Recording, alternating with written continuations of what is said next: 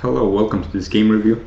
We'll have a look at a game where white had quite a decent position, well, after having a losing position first, and he made two of the same kind of mistakes, which is making a move without considering the opponent's forcing continuations, checks, attacks, captures. In other words, he did not do any blunder checking. A blunder check is when we, before making a move, we imagine that we have made the move, and then we check whether the move is a blunder. And the only way to know if a move is a blunder beforehand is to check if our opponent has any strong continuations. So we'll have a look. So it started as a London system. Black played knight c6, which is already a bad move. In general, in d4, d5 openings, the knight shouldn't obstruct the c pawn, neither for white nor for black. Both sides would want to use their c pawns one way or another. Okay, here black wasted some time. White played c3, and of course this is the kind of stereotypical London move, but we shouldn't just play in a way that was designed before getting the position. In other words, in every position we should try to find the best move, even though it may not be easy. And although this is a 10+0 game, which doesn't really give us time to find many good moves, still it's possible. And here white can just go for some Queen's Gambit type of position, because black has made a couple strange moves. This will be a very good Queen's Gambit. Okay, c3, white continues with the London. Bishop g3 is kind of a standard move here. Black took. Black can already equalize by playing e5, which makes sense with his knight c6 setup. Okay, he takes. And now black played e5, which makes sense. And there's a couple of things to consider here. First, white should check his forcing moves. Of course, it is the opening, which often lets players kind of relax and think that, oh, the opening is just for developing pieces. Well, no. In any position, we have to consider forcing moves, and here white can actually just take a pawn. Surprisingly enough, rook takes h7, and the bishop will not get stuck. Now this is hanging, so black has to take. The bishop takes back, and g6 doesn't make sense because the knight is hanging. After this, white can go home, and he has simply stolen a pawn. So such things cannot be missed. And also, white made a pretty natural move, which is knight f3, but sadly the move is completely losing because of a simple fork e4. Again, how can we not miss e4? Well, we have to imagine ourselves making the move, visualize the position in our head, and ask ourselves quickly, is there anything wrong with our move? In other words, can black do anything? And if we check the possible attacks that black has, this attacks two pieces, and this is enough to not play the move. And then we look for other candidate moves. Preferably we start with captures.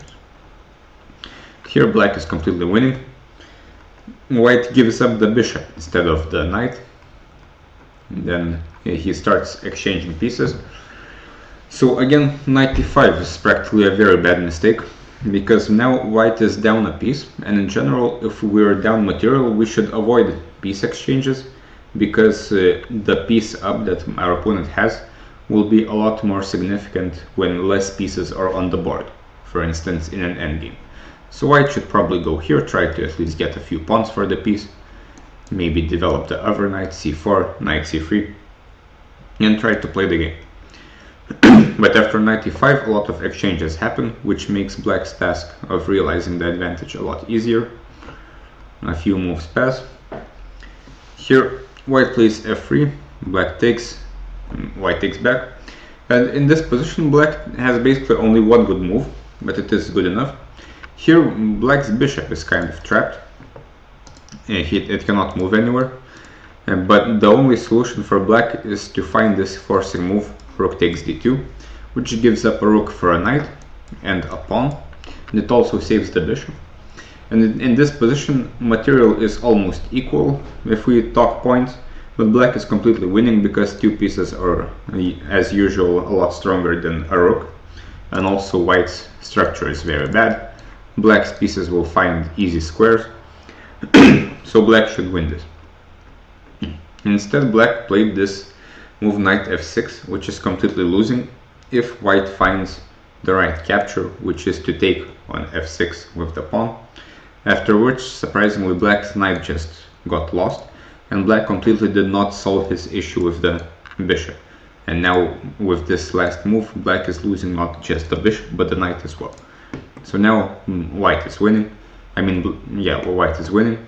Black has to give up the rook again, but this is of course a lot worse when the knight has been lost.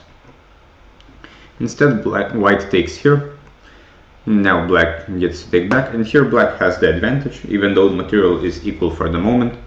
These two pawns are forked, and the structure in general is very bad. Black has decent development.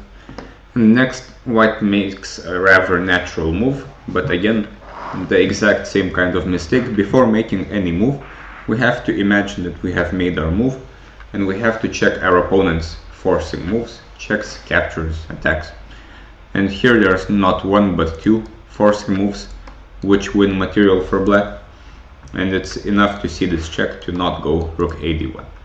And after this, black is completely winning. He has an exchange up, he has no problems, white has no compensation, his pieces are banned, more exchanges happen, and black just has to push his passed pawns, activate his rook, and the rest of the game is not that interesting. So doing blunder checks in chess is extremely important as to not miss such opportunities, firstly as this, and also before making any move, we will always be missing forks if we do not check beforehand.